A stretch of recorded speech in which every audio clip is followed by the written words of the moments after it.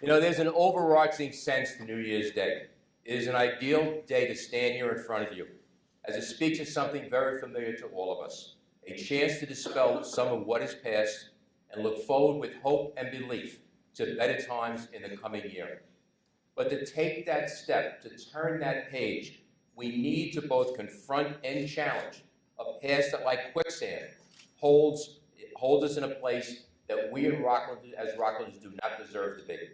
So today, less than 12 hours after the ball dropped at Times Square, ushering in a new year, let us, all of us, together, challenge and dispel that here and now, always and forever. Yes, our county is in crisis. Only those not paying attention would dispute that. We have major issues on a number of fronts. We have a significant deficit that hovers at about $145 million, creating understandable unease with families across our county.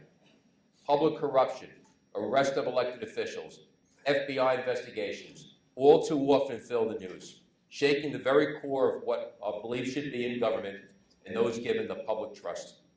We see shouting and anger between different groups, whether it be ethnic, religious, or racial, even to the point where we have our union members and private sector workers shouting at each other, overshadowing one big fact: we are all neighbors. Yet not surprisingly, there is a cloud of negativity hanging over all of us. There is no magic wand. None of this will be fixed overnight. And what we embark upon today is a journey, not a quick trip. But let us recognize that while we cannot ignore the realities that face us, we can certainly confront them. And together, with courage and determination on our side, we will prevail over them. Today, we embark upon an era of renewal. It is no secret that the reason for my standing here today is because of the grassroots of our community.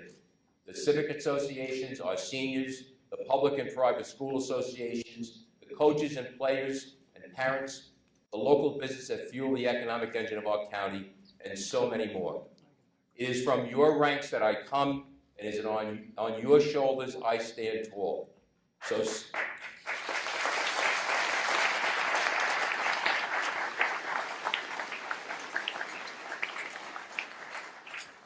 So if some of you are surprised at my optimism, recognize that optimism and that strength comes from all of you.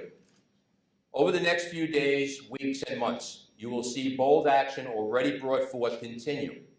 There will be surprise in some quarters, angst in others, but satisfaction by most, knowing we will govern in a fair and balanced manner with fair treatment for all and special preference for none.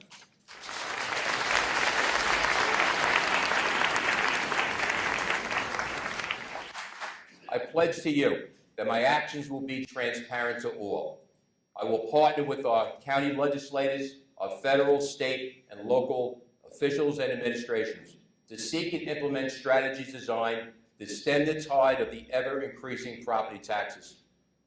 That those gaming our federal, state, and local programs will be pursued and prosecuted. We will neither tolerate nor accept fraudulent behavior. To outreach to all communities, whether you supported me or not, to help reform Rockland. That our county employees' work will be valued and they will not be subjected to political pressure. Together, we will deliver the services our constituents deserve and are paying for. That corruption of any kind will not be tolerated.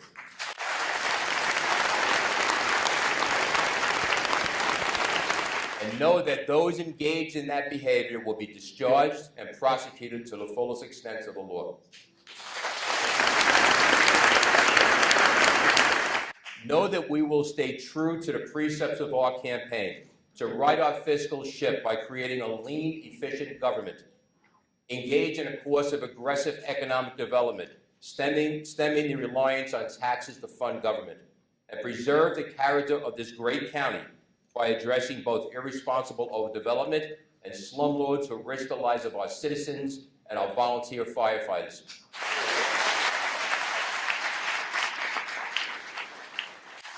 I am very proud of the fact that over the week since the election, there seems to be a renewed hope. Many people I have spoken with sense there is a real opportunity to turn this county around.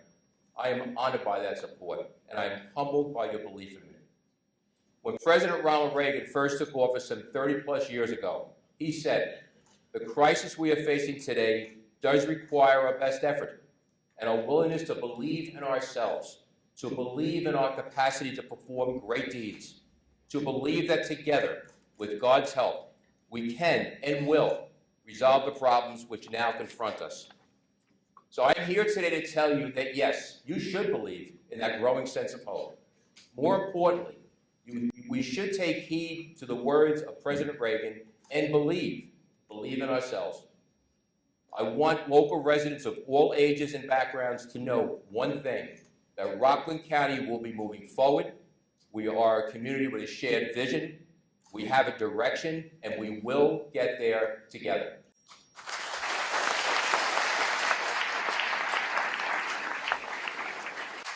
I must say this, I love Rockland County.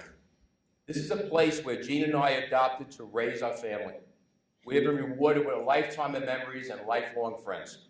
In my mind, I owe Rockland County a lot, and I will never waver, falter, nor rest until we return this county to the greatness we know Rockland should be known for. In closing, I sincerely thank you for taking the time today to be part of another slice of the history of Rockland. And my gratitude to the staff of the Fire and Emergency Services Center, as well as all those who volunteered their time and efforts to make this event so special for me and for this county. For my family, Gene and I, Chris, Jen, and CJ, and Michael, we extend to our community of Rockland our very best wishes for a happy and prosperous new year. And let us all have a good thought and a prayer for those serving this country in the armed forces of the United States of America. Never forget that it is they and their comrades before them who secure this right for us to be part of this wonderful democracy. Let our actions in life always be weighed by their sacrifice. God bless you all, and may God bless this great country of ours. Thank you very much.